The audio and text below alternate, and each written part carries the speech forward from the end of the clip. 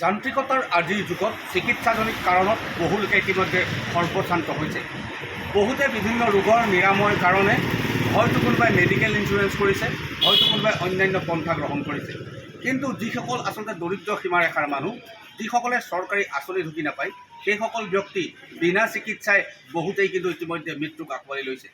কিন্তু আমাৰ এই প্ৰতিবেদন আজি আমাৰ কোনো বিজ্ঞাপন নহয়, এই প্ৰতিবেদন আপোনালোকৰ সেইসকল ব্যক্তিৰ কাৰণে যিসকল লোকে কিন্তু চিকিৎসাজনিত কাৰণত ভুগি আছে আৰু তেওঁলোকক অৰ্থৰ অভাৱ চিকিৎসা কৰিবৰ কাৰণে।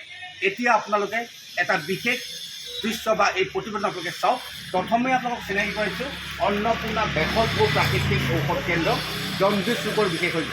ইয়াত বেনাৰখনত লিখি থোৱা আছে জণ্ডিছ ৰোগৰ বিশেষজ্ঞ বুলি, কিন্তু ইয়াৰ যিগৰাকী ব্যক্তিয়ে আচলতে ভেষজ আৰু প্ৰাকৃতিক চিকিৎসা কৰে, তেখেত কিন্তু কেৱল জণ্ডিছ ৰোগৰেই আচলতে বিশেষজ্ঞ নহয়। ভাৰত চৰকাৰ আয়ুষ মন্ত্ৰণালয়ৰ অন্তৰ্গত আচলতে ভেষজ আৰু প্ৰাকৃতিক চিকিৎসাই ইতিমধ্যে স্বীকৃতি লাভ কৰিছে। আৰু আমি বৰ্তমান উপস্থিত আছোঁ যোৰহাটৰ দহাবুঢ়া চুকত থকা ভেষজ আৰু প্ৰাকৃতিক এখন চিকিৎসালয়ত। আৰু এই চিকিৎসালয়ত ইতিমধ্যে চিকিৎসা গ্ৰহণ কৰি বহু লোকে ইতিমধ্যে আৰোগ্য লাভ কৰিছে। পুনৰবাৰ কৈছোঁ, আজিৰ তাৰিখত কাৰোবাৰ যদি স্বাস্থ্যজনিত বিশেষ যদি অসুবিধা আছে, তেওঁলোকে প্ৰথমেই চিন্তা কৰে যে তেওঁলোকে এই ব্যয়বহুল সময়ত আচলতে চিকিৎসাজনিত বহুল ব্যৱস্থা বা ব্যয়বহুল ব্যৱস্থা তেওঁলোকে জানো চিকিৎসা সেৱা প্ৰদান কৰিব পাৰিব। আপোনালোকে নাভাবিব যে চৰকাৰী আঁচনি আপোনালোক ঢুকি পোৱা নাই, আপোনালোকৰ ওচৰত আয়ুষ্মান কাৰ্ড নাই বা আয়ুষ্মান ভাৰতৰ কাৰ্ড নাই, সেইকাৰণে আপোনালোকে চিকিৎসালয়ৰ পৰা বঞ্চিত হ'ব।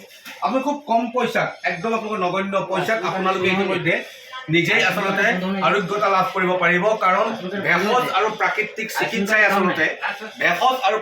চিকিৎসাই আচলতে বহু ৰোগীক ইতিমধ্যে নিৰাময় কৰিছে। আৰু যোৰহাটৰ বিভূতি অধ্যাপকৰ এই ভেষজ আৰু প্ৰাকৃতিক চিকিৎসালয়ৰ যি আচলতে চেম্বাৰত আমি আছোঁ। আৰু প্ৰথমে আমি পুনৰবাৰ কৈছোঁ যে ইয়াত আচলতে যিসকল পেচেণ্ট আহে, যিসকল ৰোগী আহে, তেওঁলোক আটাইকেইগৰাকীয়ে বা গৰিষ্ঠ সংখ্যক ৰোগীয়ে কিন্তু দৰিদ্ৰ সীমাৰেখাৰ তলত।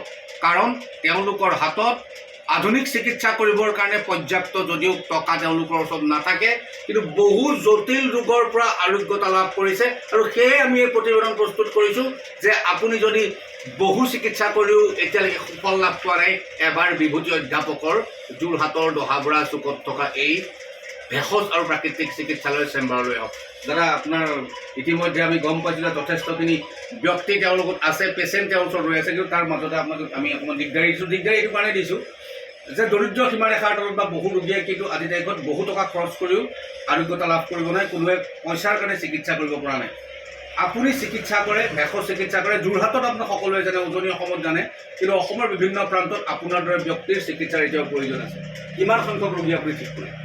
মই আজিলৈকে আজিৰ দিছোঁ 25,000 ৰেকৰ্ড আছে মোৰ। 25,290 আজিৰ দিছোঁ মানে দেই। এইটো অকল জণ্ডিছ আৰু নিমনিয়া, হা, বাদ বাকী পাইলছ, আৰ্থ্ৰাইটিছ, তাৰপিছতে মাইকলৰ হোৱাইট ডিচাৰ্জ, মাহেকীয়া গণ্ডগোল, তাৰপিছতে বিভিন্ন ধৰণৰ জ্বৰৰ যিবিলাক হেৰি হয়, ডাক্তৰে কমাবলৈ পক্ষে সেইবিলাক আমি মানে 4-5 দিনত জ্বৰ চৰ কমাই দিওঁ।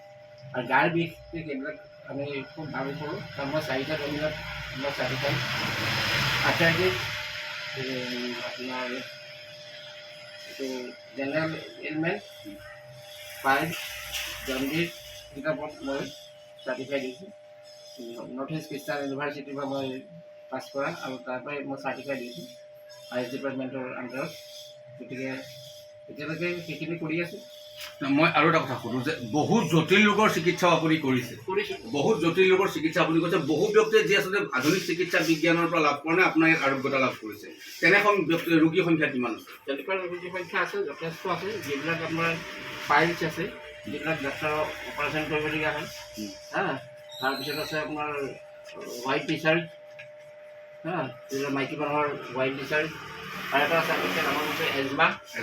এজমা আপোনাৰ 95 বছৰীয়া মানুহৰ মই এজমা ভাল কৰিছোঁ। জন্ম 4-5 বছৰীয়া ল'ৰাৰ পৰা একদম 95 বছৰীয়া ল'ৰালৈকে মানুহলৈকে ভাল কৰিছোঁ। তাৰপিছতে হোৱাইট ডিচাৰ্জটো তেনেকুৱা বহুত মানুহ, হোৱাইট ডিচাৰ্জৰ এইটো পাইলছৰ এইবিলাক।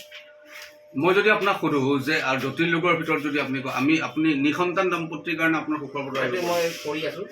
সেইটো এতিয়া এইটো কি কয়, আজি তাৰ হৈ এখন মিচিংগাঁৱৰ এহাল দম্পতি আৰু ইয়াৰ এগৰাকী এজন বাগৰি মানুহ বাগৰি দম্পতি ডাক্তৰৰ চিকিৎসা কৰি মই আপোনাক যদি সোধোঁ যে ছুগাৰ পেচেণ্টৰ কাৰণে আপোনাৰ কেনে ব্যৱস্থা? চুগাৰ পেচেণ্টৰ কাৰণে আমাৰ ভাল ইনচুলিন লোৱা মানুহ সেইটো খাব পাৰে, ইনচুলিন নোলোৱাকৈ হৈ যায় সেইবিলাক হয়, সেইবিলাক চব হোৱাইট দিছে। মুঠতে মুঠ কিমানটা ৰোগৰ আপুনি চিকিৎসা প্ৰদান কৰিছে?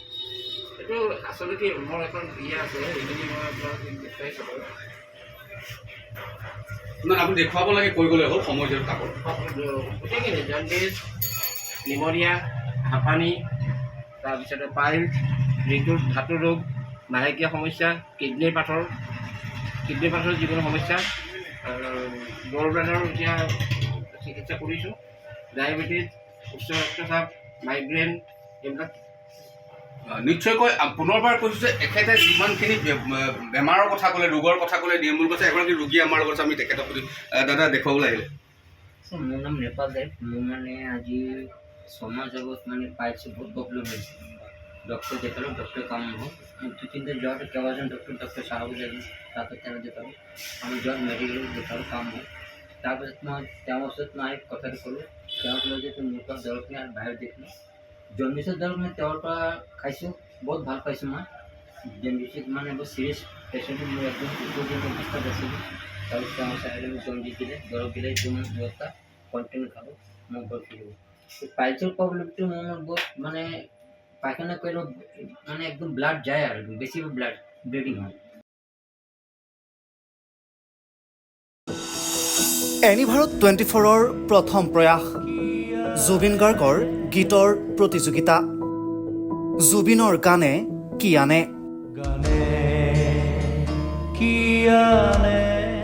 অডিশ্যনৰ বাবে যোগাযোগ কৰক 8638661821 আৰু 8812831556 নম্বৰত। এনিভাৰত 24 উদ্যোগত এটা নতুন সংগীতৰ প্ৰতিযোগিতা আয়োজন কৰা হৈছে, য'ত মোৰ গানৰ প্ৰতিযোগিতা হ'ব। আপোনালোকে তাত প্ৰতিযোগী হিচাপে আহিবলৈ পাৰিব আৰু মোৰ ফালৰ পৰা আন্তৰিক শুভকামনা জনাইছোঁ।